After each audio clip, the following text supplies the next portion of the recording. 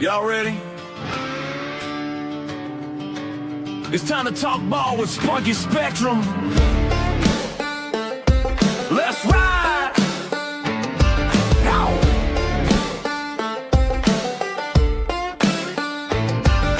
Woke up in the morning, coffee in my hand, another season about to start. I'm the fantasy man, scouting sleepers, crunching numbers late at night, building rosters that gon' shine under them lights. From rookie watch to big revenge, I see it all, stacking points while the league's watching me ball.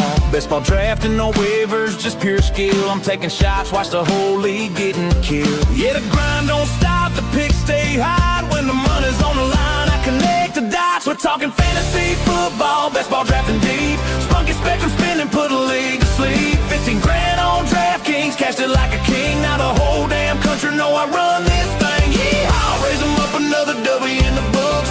Fantasy king, got the trophies and the looks. From the podcast mic to the big check in my hand, this is Spunky Spectrum boys, the fantasy man. Yo, Big D here on a Sunday afternoon talking things World Cup stalls, surprises, shocks, US men's national team projections, and more. Driving Top Productions, Spunky Spectrum Sports. Before I start, happy birthday to the best mom ever. Being my mom and the one who cares so deeply about me. Secondly, she says go USA because I don't want this World Cup to end on our home turf, at least for a while. But this World Cup has been crazy with surprises, stalls, shocks, good, bad, and ugly. But you know what? Stars have come to play in North America. And you know what? With the knockout round starting today, Canada and South Africa will begin at 3 o'clock. That's noon in LA. So potentially an interesting game. Could be a nervy game for Canada, liking how South Africa rebounded after a dismal opener at Azteca where two Bafana members were sent off. But we'll see what happens there today. But you know what? Knockout round starting, which means single elimination. You win, you advance. You lose, you're out. And you don't want to be Uruguay. Uruguay watching the World Cup right now. I would rather be playing in the World Cup. So, knockout rounds. I'll go into knockout rounds more in a little bit with some intriguing round 32 and potentially some hasty round of 16 matchups going forward. But in a 48-team World Cup, I think a lot of people knew that there would be some less than stellar second and third place sides. But how about Cape Verde finishing second in a group with Uruguay?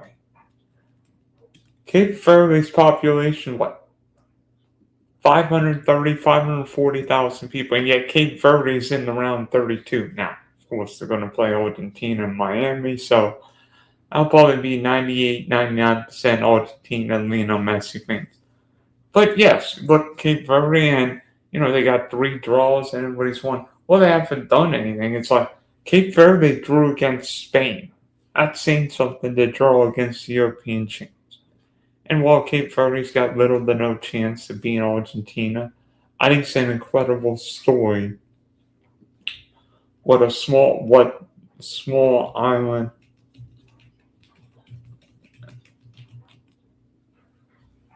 and country has done. It's done, and the fact that these men can tell their grandkids in the future, saying, "Hey, we played against Lionel Messi." That's saying something. And we love to see stories. Africa's been great at this World Cup. I think 9 of the 10 African teams are alive. Senegal.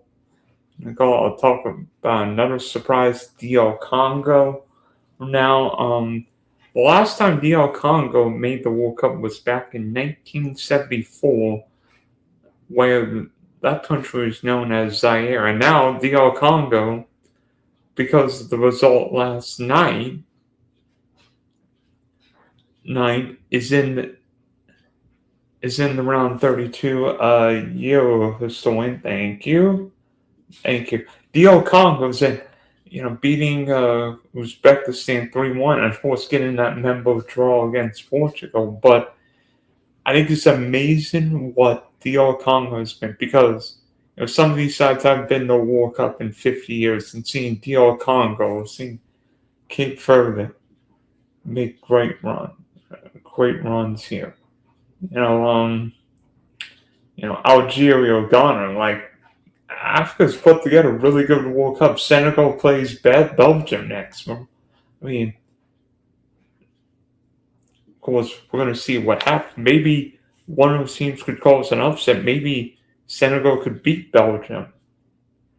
Maybe the Ivory Coast and Norway. That will be a very interesting game. Who do you think will win the World Cup this time? I'm glad you asked that question. I'll get to it in just a little bit, but been some surprise and also some disappointments. I mean, Uruguay bowing out of the World Cup they did. I mean, drawing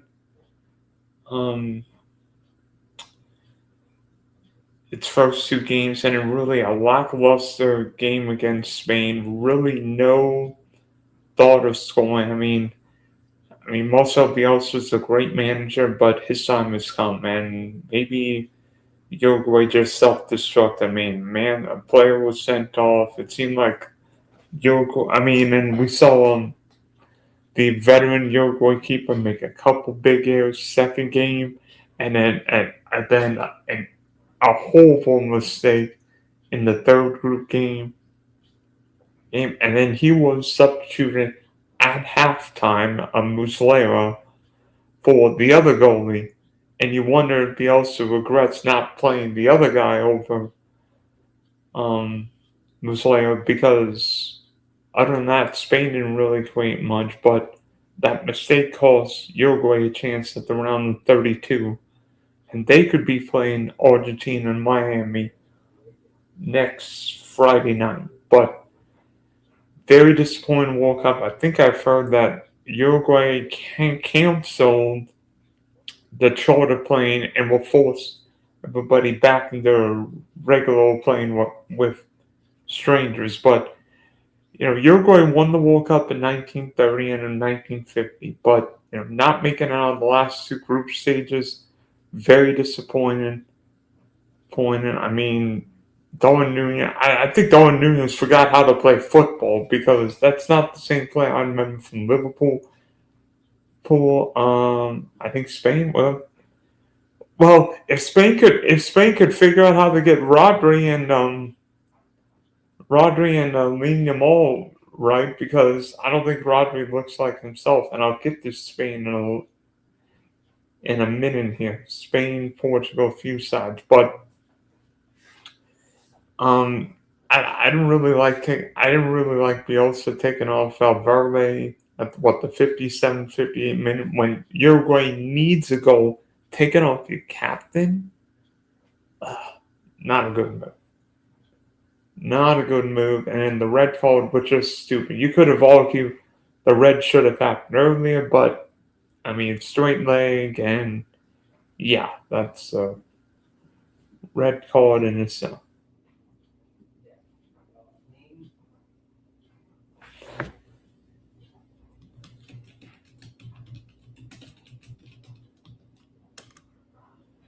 Would be fun.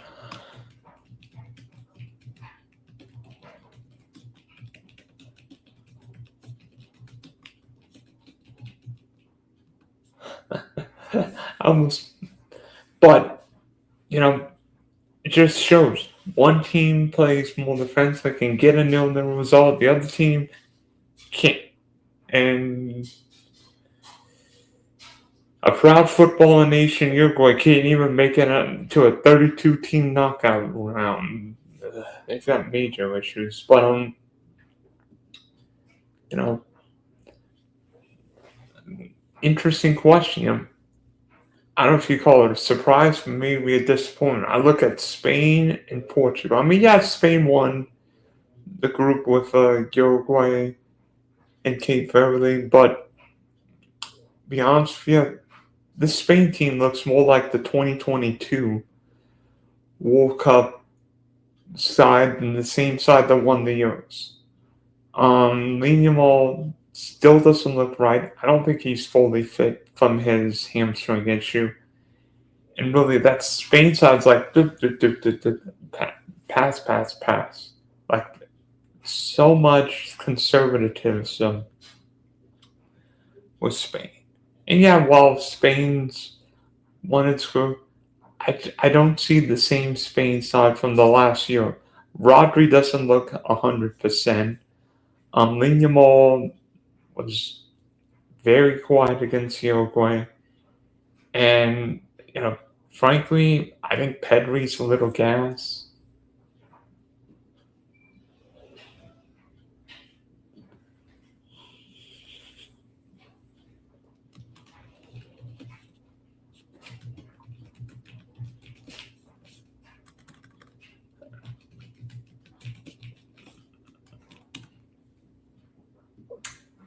And, some of Spain's other players, I was surprised Danny Olmo and Perro didn't play because Olmo and Perro need to be involved, giving Spain more athleticism, more elusiveness. Perro, the right back, and of course Danny Olmo in the middle of the pitch. But, Spain also suffered a couple injuries with Pino and Nico Williams. Nico Williams has not been right most of the year, but suffered another injury. Now, his participation in the knockout round becomes a big question mark. Because while Spain plays Austria in the round 32, after that, it could be Portugal or Croatia in the round of 16, and then, in all likelihood, the winner of US-Belgium in the quarterfinal, and then probably France in the semi. So Spain's road after the round 32 becomes very difficult. And the time, maybe Spain could get by Austria or less than Sella, Yamal, but afterward, Spain's going to have problems and Yamal and or Nico Williams on fire. Because, but, other than that, one game against Uzbekistan where one game with Spain scored 4 or 5 goals. Spain's attack has been less than stellar at this tournament.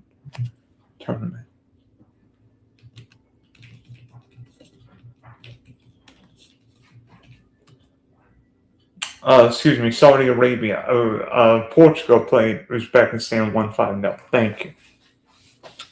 But speaking of Portugal, having watched the Portugal-Colombia match at Miami last night, I came away from that game more impressed with Colombia. I thought James Rodriguez played an outstanding game. Game really getting up the pitch, creating a lot. Luis Diaz was quiet from the left, but I really came away impressed with Colombia. And maybe a little disappointed with Portugal. Not for the goalie Diego Costa. I think Portugal could have been in trouble last night, but Portugal's got the same problem we've seen at the last World Cup in the Euros. You know who's played all 270 minutes for Portugal? One, Cristiano Ronaldo.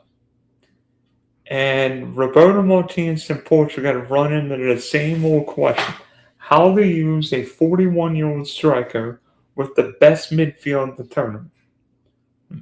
Well, did it in Houston the second game, but not the first or the third game, really. I mean, Colombia's a side that I think could make a deep run.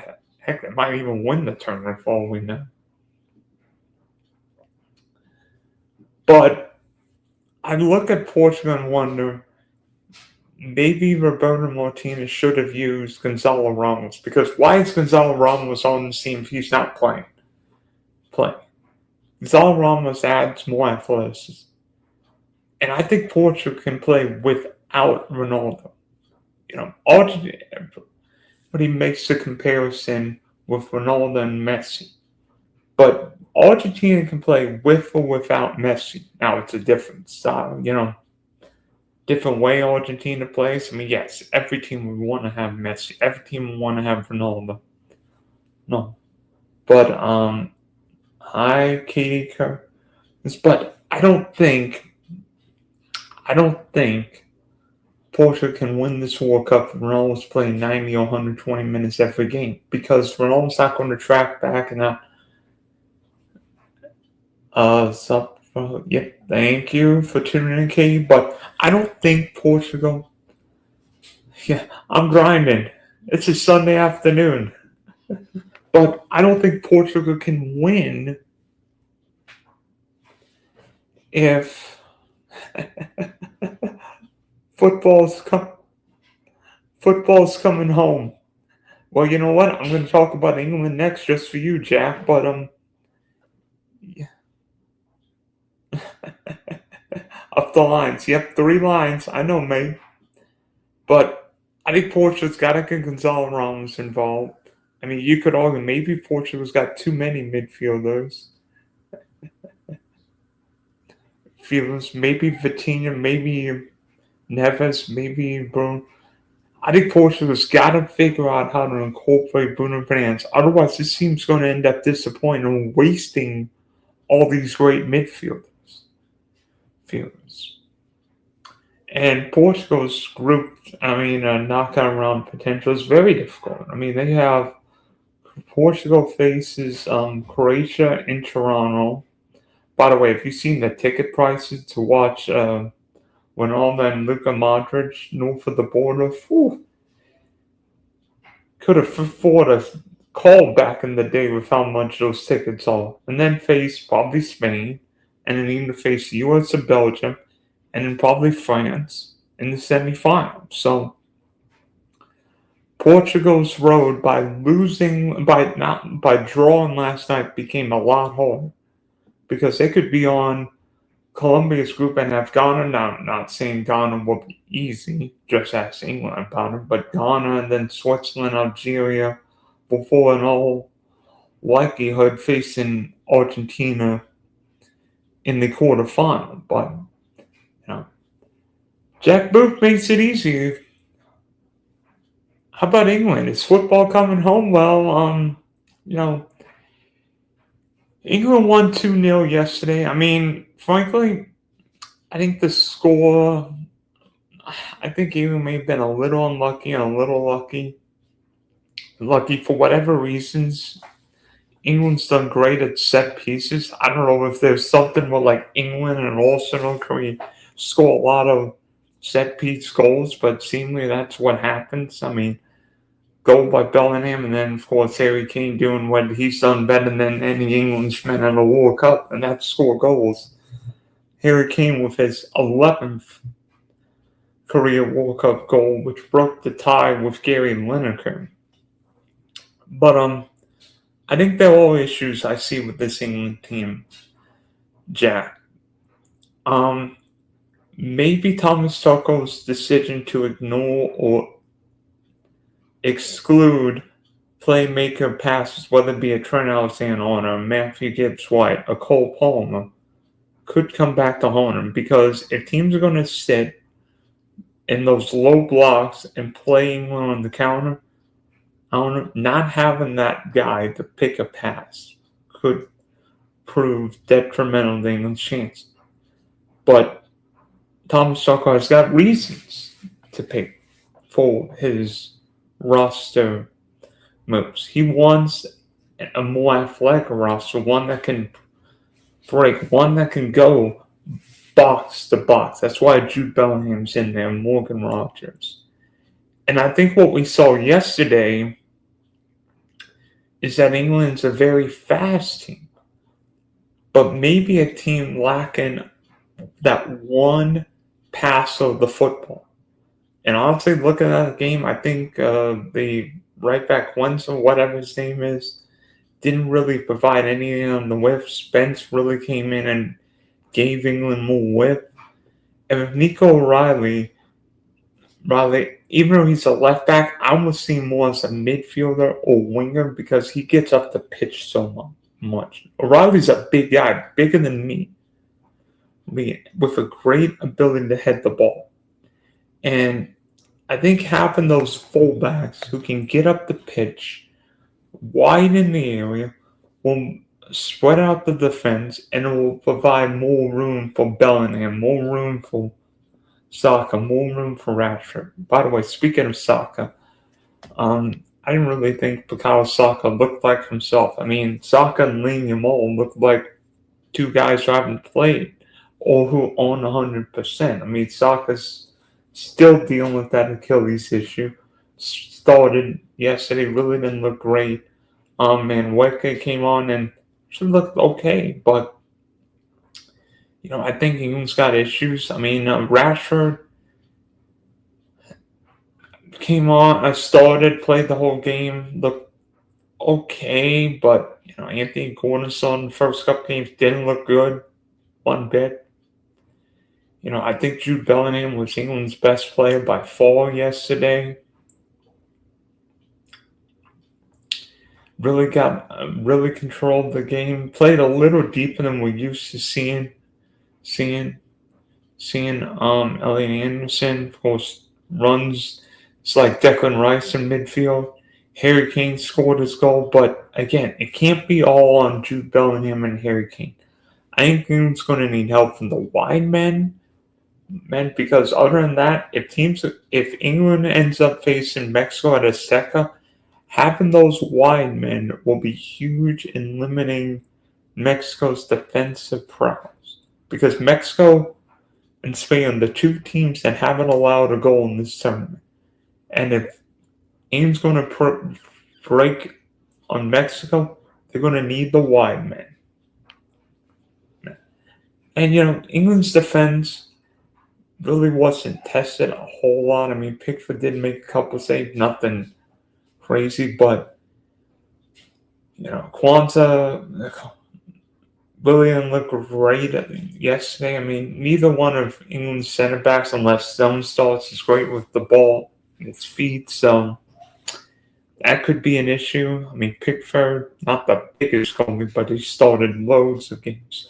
Like, we even saw Jordan Henderson play. I bet you the Manchester United supporters are like, where's Mainu? But, there's a reason why Jordan Henderson's on this team. Maybe to provide that leadership and that calming experience to a side with some first-timers. Not just at a World Cup, but a major tournament. A Nico Riley or Elliot Anderson. Of course, England's path to the World Cup final starts with the DR Congo on July 1st, and then potential round of 32 matchup with Mexico at Azteca. And as an American, I don't want any part of facing Mexico at Azteca. 7,300 feet. Let me just think what time that game would be. Luckily for England, I believe that would be a night game, so not having to deal with quite the heat or humidity compared to a noon game. But still, probably the craziest atmosphere at a World Cup. And then maybe face Argentina for good measure in the quarterfinal. Excuse me, not Argentina. Who would that be? Brazil, thank you. Brazil in the quarterfinal. So it wouldn't get any easier.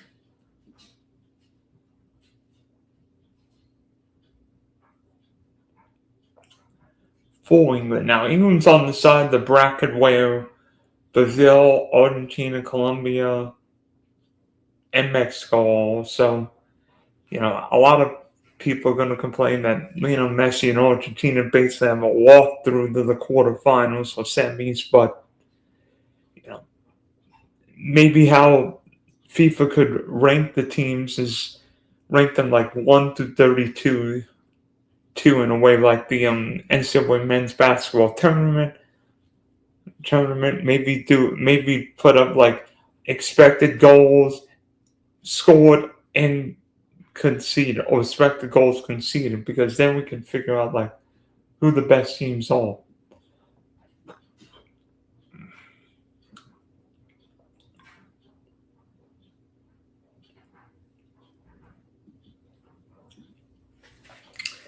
Okay, so it's been 25 minutes. I don't think I've really talked about the U.S. So in the three games, I think the U.S. looked good, especially first game against Paraguay and this first 45 minutes against Australia.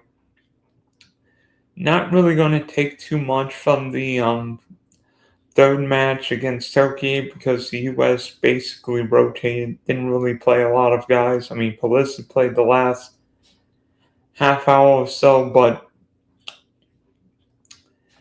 I think the U.S.'s path to a quarterfinal could be easier if we didn't have to play Belgium, but I think a quarterfinal is still very much on the line. I would be shocked if the Americans don't beat Bosnia and Herzegovina on Friday night. Oh no, Wednesday night in the Bay in Santa Clara, and then potentially play Belgium in the round of 16 rematch from 12 years ago. But of course, the U.S. and Belgium just played a friendly where Belgium kicked all sorry you know what. But from what I've seen with Belgium, I think Belgium lacks pace. Yes, Kevin De Bruyne is a great passer of the ball. Hello, Wizard. And I think the U.S. would want to make that high tempo, high pace game. Belgium will want a slow pace where De Bruyne is on the ball, and Jeremy Doku is going to be difficult. But Lukaku doesn't look right, and frankly, I feel like Belgium's, but he says Belgium's golden generation. You know what Belgium's generation is? Not winning generation. Argentina could say, yeah, they've got a golden generation. Or France, but not Belgium. And could the U.S. make a deep run to the quarters? Yes. And you know what? If we ended up playing Spain or Portugal, crazier things that have happened. I mean, the U.S. beat Portugal 2002, drew in 2014, and the U.S. beat Spain in the 2009 Confederations Cup. Crazier things can happen at this tournament. We will see what happens. Um, looking at the stalls, we know stalls come to play. Messi scoring his seventh or eighth straight World Cup game last night. Yeah, cameo and just scoring another goal for Argentina. I think Messi's got 19 World Cup goals. Messi scored 6. I didn't even play all the minutes. I mean, Kylian Mbappe scored 4. Then Harry Kane scored a few. Crazy what the stars have done this summer in the U.S. Even James, despite not scoring last night, looked great. De Bruyne scored big goal for Belgium. It's crazy. Alizé.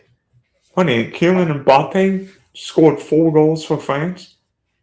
I'm not sure he's been France's best player. What Alizé, of course, Dembele scored a hat trick against Norway. Holland scored basically 4 goals in 2 games. So,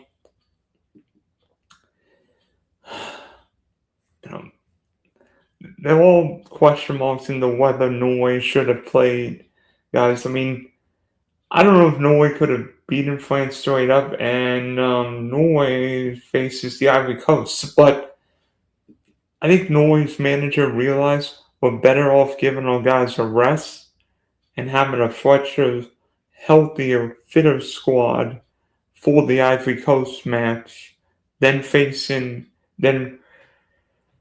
and actually going for the win, but having a more tired squad later in the tournament. So we'll see if that decision pays off. I think Ivory Coast Norway will be one of the trickier games. Mexico and Ecuador. Oof. Ecuador very strong defensively and finally scored against Germany, but Mexico at Azteca will be very difficult.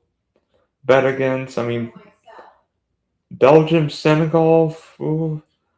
I think the most interesting round 32 game must be Holland and Morocco. I mean, the Dutch finished the group stages very well, scoring lots of goals against last two games. But Morocco, made the semis of the last World Cup, and we know what Hakimi can do. I think that's a go either way game tomorrow night. I think it'll be a very tight, tense game in Guadalajara. Yes, Guadalajara. So could be so it'll be an outdoor game, heat, humidity, maybe a little bit altitude in a Mexico, but that's going to be one that. See, of course, Portugal, Croatia. Give me one more Cristiano Ronaldo, Luka Modric encounter. So 2 40-year-old men happening in Toronto. So that will be interesting to see what happens. But we'll see what happens. If you want let me see, where is it? Who do you think will win the World Cup? A historian? I'm here to answer. My semifinal right now, I have France being Portugal in one semi, Brazil being Argentina in the other semi, and France being Brazil in a rematch of the 98 World Cup final. I almost thought about picking Colombia to beat Argentina. It's not that I hate Lionel Messi. Not one bit.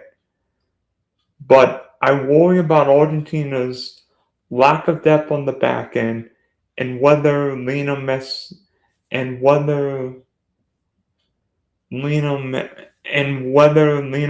Argentina will have one bad game.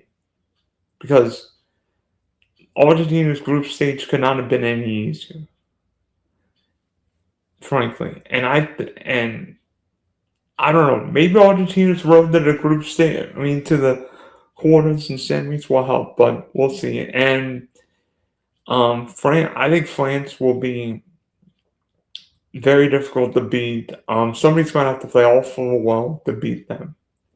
Then Germany in the round 16, maybe Holland, maybe Morocco, and then maybe to go to Spain. I think Spain, Portugal, I have no idea what to expect in that game. But I think I like France to win. I just think France has got so many weapons, and they could, and if their belly's not playing well, they could bring on Doué, they could bring on Cherokee, they could bring on this guy, that guy. It's like Didier Deschamps can bring in so many pieces. So it's not like the defense can gear all on Mbappe, gear on Desailly, on Doué, or on Olise. Heck, Dembele scored a hattie against Norway. So I think the Les Blues go into the knockout round as the big favorite. But you know what? That's why they play the games on the pitch, and we're going to see what happens. Vince crazy good group stage, and I expect an even more entertaining knockout round where, you know what, there are only 32 more matches left of this World Cup, but now we're in the business end where you win, you lose, you snooze. So thanks for tuning into this show. Happy birthday, Mom. World Cup stars, surprises, shocks, U.S. men's national team projecting, and more. Dylan's History of Sports, Spunky Spectrum Sports, Driving to the Top Productions. Also check out my Twitch page, the Big D 3300, Facebook.